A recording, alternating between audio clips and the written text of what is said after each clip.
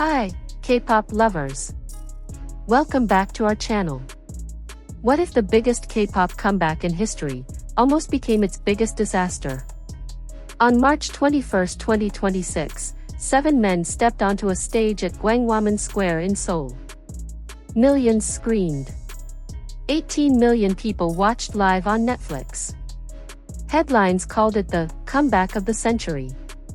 But behind the lights, behind the cheers, behind the perfect choreography, something was going wrong. Residents couldn't get deliveries to their homes. Wedding couples were turned away. Merchants lost an entire day of income. And over 15,000 government workers were pulled into action for a single 60-minute concert. So why did both BTS and their agency HYBE have to publicly apologize the very same night? Stay with me, because this story is way more complicated than what the headlines told you. And there's a detail buried in this whole chaos that almost nobody is talking about. Before we dive in, if you're new here, hit that subscribe button and smash the like button right now. We cover K-pop news that goes beyond the surface, the real stories behind the headlines. Now let's get into it. To understand what went wrong, you first need to understand just how massive this comeback was.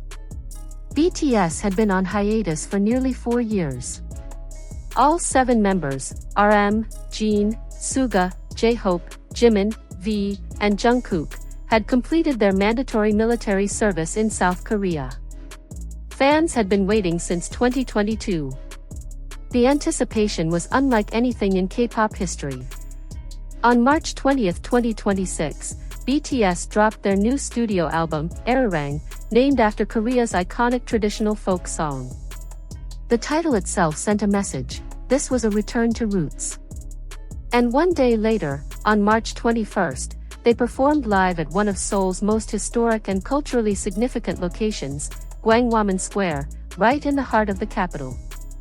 The concert was free for the public.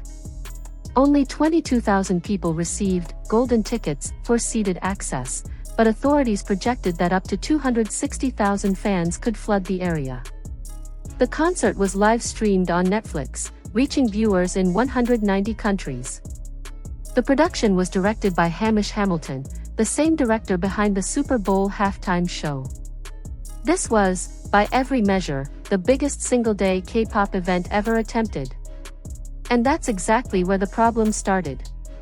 Here's what HYBE and the Seoul city government didn't exactly rush to put in the headline. Because Gwanghwamun Square is an open urban space, not a stadium, managing a crowd of this size required extreme security measures across a wide area of central Seoul. And those measures? They hit everyday people hard. Residents of Jongno-gu, the surrounding district, could not receive any deliveries for an entire day due to a full delivery ban. Think about that, not just traffic slowdowns, a complete ban. No packages, no food deliveries, nothing. Personal vehicles were restricted throughout the area. Businesses in the Gwanghwamun district faced disruption to their normal operations. Merchants lost revenue. Office workers couldn't commute normally. And then there were the wedding couples. Yes, you read that right. Brides and grooms who had planned their weddings near Gwanghwamun on that same day faced serious logistical nightmares. One user on X wrote, "Our wedding day gets disrupted for a concert. How is this fair?" The frustration spread fast on social media. "Why are they checking everyone who isn't even attending the concert?" wrote another user. "Isn't this a nuisance? People who have no idea what's going on must be shocked." And here's the part that raised the most eyebrows: the scale of government mobilization. To secure a single 60-minute concert, approximately 15,000 public sector personnel were deployed. That included 6,700 police officers, 2,600 Seoul metropolitan government officials, and around 800 firefighters on standby. Seoul city authorities had prepared for up to 260,000 fans. But in reality, HYBE reported around 104,000 attendees. The Seoul city government put the figure even lower, closer to 40,000. That's a massive gap between expectation and reality. The Korea Times editorial called it bluntly, a potential waste of taxpayer money. The ratio of security personnel to actual attendees appeared excessive by almost any standard. Now here's the part that most channels covering this story completely missed, and it involves HYBE's stock price, a 15% drop, and a public apology from BTS's own leader. Keep watching because this next part explains why this wasn't just a logistical problem, it became a business crisis, too. That same night, as the concert ended, both HYBE and BTS leader RM posted public apologies. HYBE's official statement acknowledged that security measures were necessary, but admitted those measures affected people who had nothing to do with the concert. They also thanked the police, fire departments, and government officials who made the event possible. RM went further. On fan platform Weverse, he posted a lengthy personal letter. He bowed his head in gratitude to all the officials deployed, but also wrote that he was truly sorry and thankful to the citizens who endured inconveniences, both large and small, the traffic control, the noise, the merchants, and the office workers in the Gwangwamun area. The apology was widely praised as genuine and heartfelt. But it couldn't fully contain the fallout. HYBE's stock dropped 15% following the event. Why? Partly because the in-person turnout was far lower than projections. And when expectations are that high and reality doesn't match, investors react. The gap between HYBE's claim of 104,000 attendees and the city government's count of 40,000 also raised questions about how attendance figures were being reported.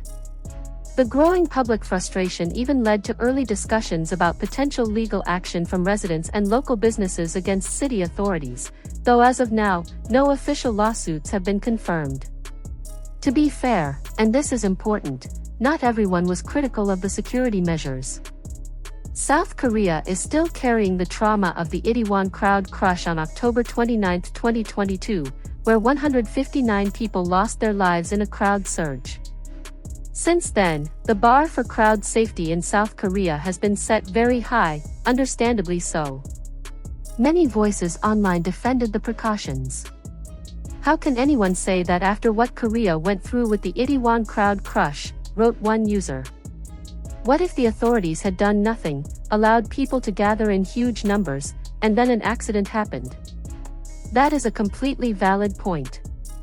The Korea Times editorial acknowledged this balance. It was a relief the event proceeded safely.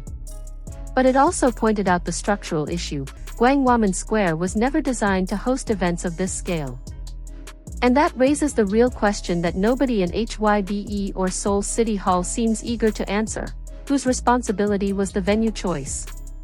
Had the concert been held in a dedicated stadium, which BTS is more than capable of filling, many of these issues simply wouldn't have happened. No delivery bans. No disrupted weddings. No 15,000-person government deployment. The editorial says it plainly, these questions might not have arisen had the concert been held in a stadium or dedicated venue.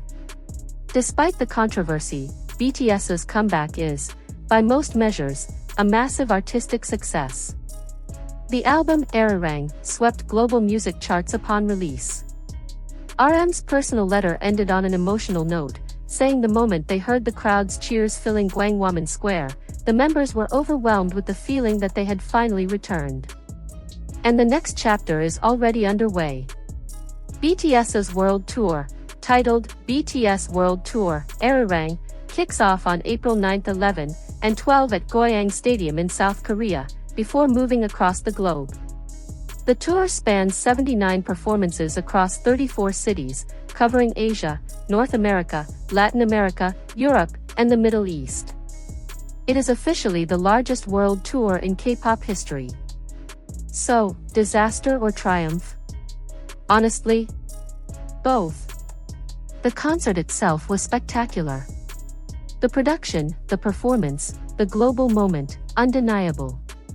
But the behind-the-scenes chaos, the disrupted lives, the government resources, the stock drop, the conflicting attendance numbers, those are real, and they matter. The question of who bears responsibility for the venue choice and its consequences is one that HYBE and Seoul's city authorities haven't fully answered yet. And that, right there, is the inconvenient truth behind the BTS comeback concert that most people didn't see past the Netflix live stream. So here's my question for you, drop it in the comments below. Do you think HYBE made the right call choosing Gwangwamun Square? Or should this have been a stadium show from the start? I genuinely want to know what you think. If this video gave you something to think about, please like it, it helps this channel more than you know. Share it with your fellow ARMYs and anyone who's been following the comeback. And if you haven't subscribed yet, now is the time. We'll be covering the world tour, the album deep dives, and everything BTS as it unfolds. See you in the next one. Take care. Annyeong.